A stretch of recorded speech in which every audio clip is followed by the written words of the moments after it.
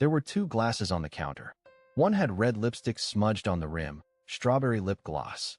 She never wore strawberry anything. Said it made her feel like a teenager. I just stood there, keys still in my hand, staring at the glass like it was alive. The air smelled different, too. Like cologne. Not mine. Not any brand I'd ever buy. The TV was on in the living room, still playing the last episode of that show we were watching together. Only, she wasn't on the couch. And her phone was missing. Again, I walked past the wine bottle, half empty, and I swear the silence was loud. You ever feel that? That weird hum in your ears when something's wrong, but the world keeps pretending everything's fine? I went upstairs. The bedroom door was closed, but I could hear water running. Shower. She never showered in the middle of the day, especially not on a Tuesday. I knocked once. No answer. I opened the door slowly. Steam spilled out, but there was only one voice humming. Hers. She was alone. Or, at least, that's what she wanted me to believe. I waited by the dresser. My eyes scanned everything. A second pair of socks on the floor, not hers. Too big. A button from a men's shirt near the hamper. And that's when I saw it. The necklace. Silver. Not mine. Not hers. Sitting on my pillow like a signature. When she finally came out of the shower, towel around her hair, body wrapped tight in that blue robe I bought her for Christmas, she smiled like nothing happened. Like she hadn't just erased me with every step she took in that house. I didn't say anything. She leaned in to kiss me. And I said it. I'd kiss you, but I don't want to taste your boyfriend. Her whole face dropped. Like gravity forgot how to work and yanked her soul straight down.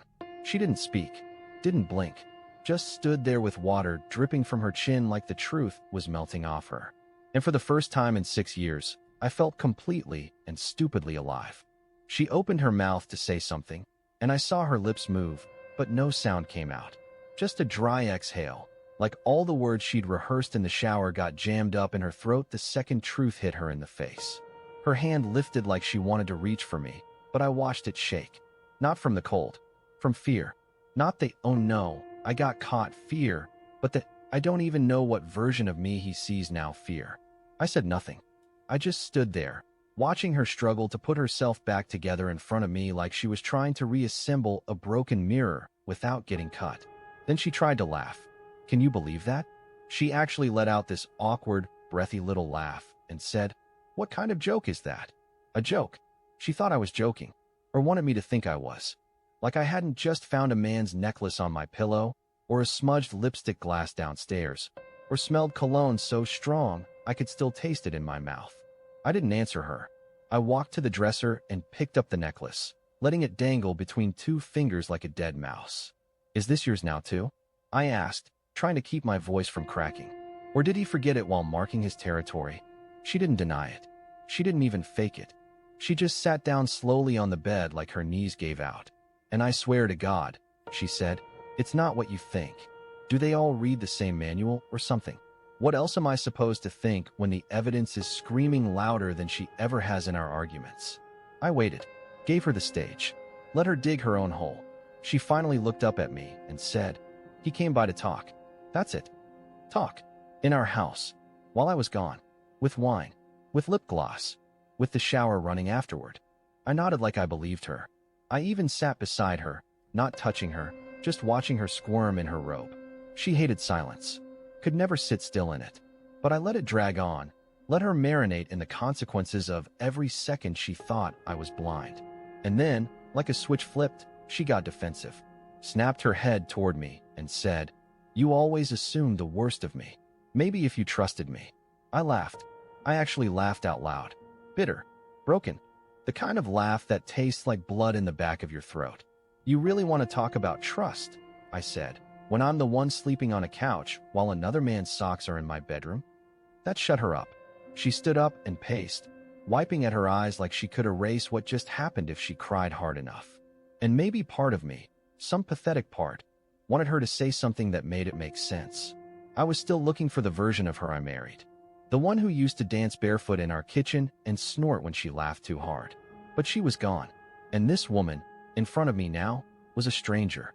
She turned to me one last time and said, "Please don't leave." And all I could think was, "You already did." I didn't leave. Not right away. That's the part that still makes me mad at myself. She said, "Please don't leave," And instead of walking out like a man with dignity, I stood there like a confused idiot, hoping maybe, just maybe, she'd give me something real. Something that explained why the woman I loved turned into a stranger I couldn't recognize even when she was crying 2 feet in front of me. She sat on the bed, hands clenched in her robe like she was holding her own guilt shut. Her eyes were red, but not from tears. From panic. She knew what she'd done. She just didn't know how much I knew. And the not knowing was eating her alive. So I gave her a little more rope. I asked, how long has he been coming over when I'm not home? Not who is he, just how long. She blinked, looked down, and whispered, it was a mistake. A mistake. Like burning dinner. Like forgetting to pick up the dry cleaning. Like somehow a man's cologne got into our bedroom, his socks ended up on our floor, and his necklace found a home on my pillow by accident. I wanted to scream. Instead, I sat down slowly, still holding that damn necklace. It felt warm, like it still remembered his skin. I turned it over and saw a tiny letter engraved on the back. R, one letter, but enough to light everything on fire. Whose R? I asked. Her eyes snapped up to mine. Her mouth opened, closed. She looked like a goldfish pulled from water. You were gonna lie again, I said, chuckling bitterly. You were still gonna lie. Then she snapped. She stood, paced the room like she was the one betrayed, and yelled, you haven't touched me in weeks. You work late, you barely look at me. I don't even know if you still love me. That hit like a slap. Not because it was true, but because it was so calculated. She wasn't explaining. She was defending her affair with justifications. Like emotional distance gave her permission to bring someone else into our home. And maybe she thought I'd cry, or beg, or ask her to choose me. But I didn't. I said, you're right. I haven't touched you. I stopped trying the second I realized you started pulling away every time I got close. She froze again. I could tell she didn't expect that. That's the thing with people who cheat. They think they're the only ones hurting. They forget the other person can feel everything dying, piece by piece. You let me walk around thinking I was the problem, I said. You watched me beat myself up for your distance, your coldness, your lies. And the whole time, you were sneaking him into our bed. Her knees buckled, and she fell to the floor in front of me, literally dropped. She reached for my hand, and I pulled it back. That shook her, more than anything else, because I always gave in, always forgave, always chose peace, even when it was fake. She broke, started crying so hard she could barely breathe, whispering, please, please, please, like a prayer to a God she didn't believe in until Judgment Day arrived. But I didn't comfort her. I didn't tell her I loved her. I just stared down at her, finally seeing what desperation looks like when it's cornered. And I said, start talking. Everything. Or I'm gone in the next 60 seconds. She knew I meant it. And that was the moment she started telling me about him. And trust me, it only got worse. She sat on the floor, still in that robe, still shaking. I watched her try to form the words, and for a second, I think she actually forgot how to lie. She wiped her eyes with the back of her hand, opened her mouth, and said it like it physically hurt. His name is Reed. Reed. That was the R on the necklace. I should have felt something. Anger, maybe. Rage. Jealousy. But I just felt numb. Like my body had decided it had already felt enough and was shutting down anything else before I completely collapsed. I nodded slow. Okay. Reed who? She looked up at me with eyes that begged me not to ask anything else. But I waited. Didn't blink. Didn't move. Just watched her suffocate under the truth. Reed Carson, she said finally. He's my boss. My mouth actually dropped open. And not just because it was her boss, but because that name, Reed Carson, I'd heard it before. She had mentioned him exactly once, months ago. She had said he was arrogant, obsessed with himself, and completely inappropriate. I remember laughing and saying something stupid like, at least the pay's good. She'd shrugged it off. Now I realized she'd been testing the water, seeing how I'd react if she ever slipped his name into a conversation. You mean the one you said creeped you out? I asked, my voice barely audible. She nodded. She couldn't even look at me anymore. Her eyes were locked on the floor like maybe if she stared hard enough, it would swallow her whole. How long? I asked. Her breathing got shallow again. 5 months, she whispered. I let that number sink in. 5 months. That meant every time she said she was working late. Every time she claimed the girls had one more wine night. Every time I sat home like a fool reheating dinner for one. He was with her. Probably in his car. Probably at some hotel. Maybe even here, in my house, sitting where I sat, touching the woman I was trying so hard to hold on to. I stood up. I couldn't sit anymore. My legs felt stiff, like they belonged to someone else. I walked to the window and stared out into the yard. The neighbor's dog barked once. The world just kept spinning like nothing had happened. I didn't mean for it to happen, she said from behind me. Her voice cracked. It started at that conference in Portland. I had too much to drink. He kissed me first. I didn't stop him, but I didn't sleep with him until weeks later. I swear. I turned around slowly. You want points for delaying the betrayal? She opened her mouth, but I raised a hand to stop her. You weren't drunk the second time, or the third, or the 10th. Don't pretend this was a one-time accident. You had a 5-month affair with a man you work for, in secret, behind my back, and you were going to keep doing it. I wasn't, she insisted. I ended it. Last week. That's why he came over yesterday. He was angry. He left that necklace on purpose. He wanted you to find it. That stopped me cold. I looked at her like I didn't even know who I was married to anymore. You broke it off with him, I repeated. And instead of calling me, or confessing, or owning your mess, you let him come here. Again, you let him into our house after ending it. Because what? You didn't want to upset him? She was crying again. Harder now. I was scared of him. I didn't know what he'd do. He said he'd tell HR I was unstable, that I pursued him. I stared at her. So you chose to protect your job instead of your marriage. She didn't answer. I walked over to the nightstand, picked up the framed photo of our wedding day. The way she looked at me in that picture, like I was the only man in the world. Now I knew that same face had been turned towards someone else in silence, in shadow, behind hotel doors and conference halls and lies. You know what hurts the most? I said, finally breaking the long, bitter silence. It's not the affair. It's that you let me love you through it. You let me be good to you while you were being cruel to me. And for the first time, she didn't cry. She didn't beg. She just lowered her head and said, I know. I think she thought that was the end of it. That her confession, her tears, would buy her some kind of grace. But it didn't. I was too far past that. I sat down on the edge of the bed and stared at her while she tried to collect the pieces of herself. She kept her head low like a student waiting for punishment, but I didn't yell. I didn't throw anything. I just asked, calmly, quietly, the question she didn't see coming. Did you ever think about what would happen if I found out? Her face lifted, slow and stiff. She blinked like the question didn't make sense. No, she said. I didn't think you would. I thought I was being careful. That was the worst answer she could have given. Not, I regretted it every day. Not, I planned to tell you. Not even, I wanted to stop but didn't know how. Just, I thought I was being careful. Like that was the only thing keeping our marriage alive. Her ability to hide it. I stood up. I couldn't sit anymore. I didn't trust myself not to scream. She reached for me again, but I stepped back, and this time, she didn't follow. She just looked at me like she finally realized something terrifying, that I was done giving her the power to decide what happened next. I need air, I muttered. I didn't wait for her response. I grabbed my hoodie, my phone, and my keys, and walked out without even looking back. And when the door clicked shut behind me, I swear I heard her let out a sob, so sharp it sounded like it split her in two. But I didn't turn around. For once, I wanted her to be the one afraid I wouldn't come back. She thought I went for air, that I needed space, time to cool off. Maybe she even thought I'd come back with flowers like I always used to after an argument. But this wasn't a normal fight, and I wasn't the same man who used to beg her to talk things through over tea at the kitchen table. No, I didn't go for air. I went to find Reed. I didn't have a plan. I didn't even know what I'd say. I just knew I had to look him in the face. I had to see what kind of man could smile in another husband's house, drink his wine, wear his cologne, and leave his necklace on his pillow like a dog marking territory. I remembered her saying he managed the downtown office tower. She used to park there on Fridays. It was already past 7, but I drove straight there anyway. As I pulled up outside, I half expected to be turned away by security or that the building would be locked up for the night. But it wasn't. The lobby lights were still on.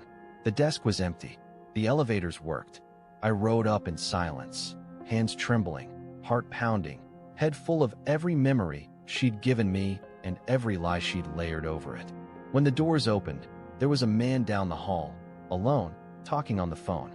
Expensive suit, smug energy. Even from behind, I just knew.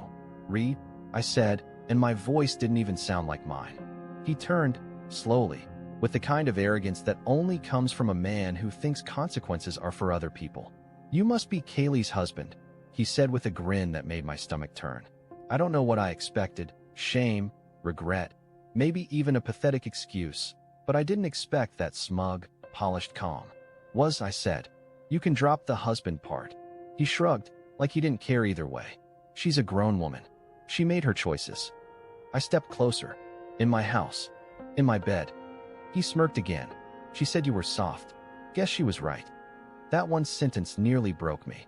I felt this wild heat rise in my chest, my fists clenched on instinct, but I didn't swing. I didn't give him what he wanted. Instead, I smiled. You think this is over? I asked. You really think you'll get to keep your job after this? He blinked. Excuse me. I took a slow breath. You brought wine into a subordinate's home, slept with her, pressured her into silence. And you thought I'd just take it? He scoffed, but it wasn't as confident now. You don't have proof. I pulled out my phone. Her messages. The voicemail I found by accident when I got home. The one she forgot to delete. His voice. His threats. Crystal clear. He paled. Guess what? I said. You're not the only one who knows how to be careful. Then I walked away. No yelling. No violence. Just the quiet promise that whatever came next, it would be on my terms. When I stepped back outside into the night air, it hit different. Colder. Sharper. Like something finally shifted inside me. I had come to confront a man, but I left knowing exactly what I needed to do next with her. I didn't rush home that night. I drove around for over an hour, thinking about everything. About how many nights I stayed up waiting for her to come home. About how many times I made excuses for her, blamed myself, convinced myself I wasn't good enough. But mostly, I thought about how quiet she was when I finally stopped chasing her. How scared she looked when I stopped playing the part of the doormat. When I finally pulled into the driveway, every light in the house was still on. That didn't surprise me. She was always terrified of being alone in the dark. Funny how that never stopped her from inviting another man over when I was gone. I walked inside. She was sitting at the dining table like she'd been frozen in place for hours. No food, no phone, just her. Eyes red, face hollow, looking like someone who already knew the world was about to fall apart, but still hoped for a miracle. She opened her mouth the second she saw me. Where did you go? I didn't answer. I walked past her and went straight to the bedroom, grabbed the suitcase, pulled it from the closet like I'd rehearsed it 100 times in my head, because, honestly, I had. She followed me in. Please, don't do this. Please. Her voice cracked on that last word. I didn't even look at her. You begged me not to leave earlier. I didn't. I stayed. I listened. I let you talk. But now it's my turn to stop pretending this marriage is still alive. She stepped in front of the door, blocking me. Where are you going? I stared at her. Somewhere that doesn't smell like lies. She started crying again, full meltdown this time. The kind that makes you think she finally gets it. But I wasn't moved. I had seen this performance before, and I wasn't the audience anymore. I ruined everything, she whispered. I know I did, but I swear, I didn't mean for it to happen like this. I zipped the suitcase shut. That's the problem. You never meant for anything. You just did whatever felt good in the moment and hoped I'd never find out. Then I pulled out my phone. Her eyes flicked to it like it was a weapon, and it kind of was. I talked to Reed. I said coldly, I've got everything I need. Messages, the voicemail, the necklace, the timeline, all of it. She turned pale. I could actually see the blood drain from her face. I'm not suing you. I'm not blasting you online. I'm not going to ruin your life, I continued. Because you're going to do it to yourself the second this story hits your HR department. You think Reed was the only one who's vulnerable here? She started shaking. No, you can't. He said he'd deny it. I stepped closer. Good. Let him.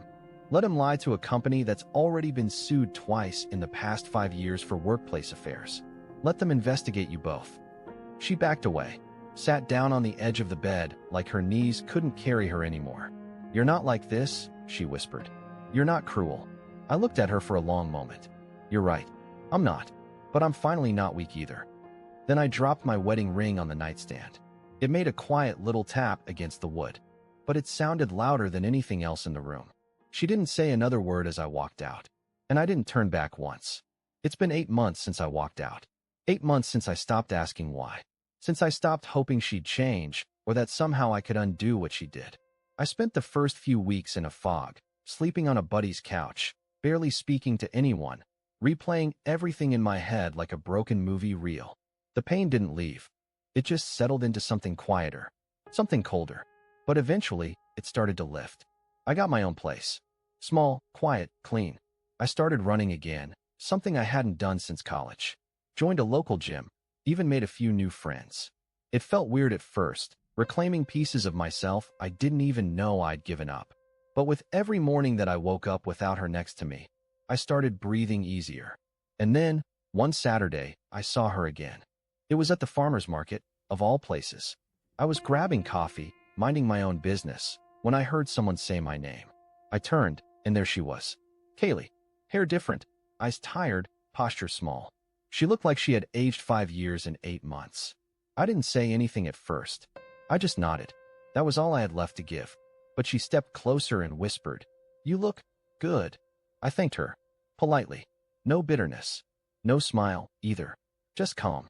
She looked down at her hands like she was waiting for something. Anything. Maybe a sign that I still missed her, still wanted her, still felt something. And then, out of nowhere, someone else joined me. Her name was Layla. We'd been dating for a few months by then. Nothing rushed, nothing dramatic. Just quiet, mutual healing. She was kind in a way I forgot existed. She made me laugh without making me feel small. Layla walked up, touched my arm gently, and smiled at Kaylee without even knowing who she was. And Kaylee? She froze.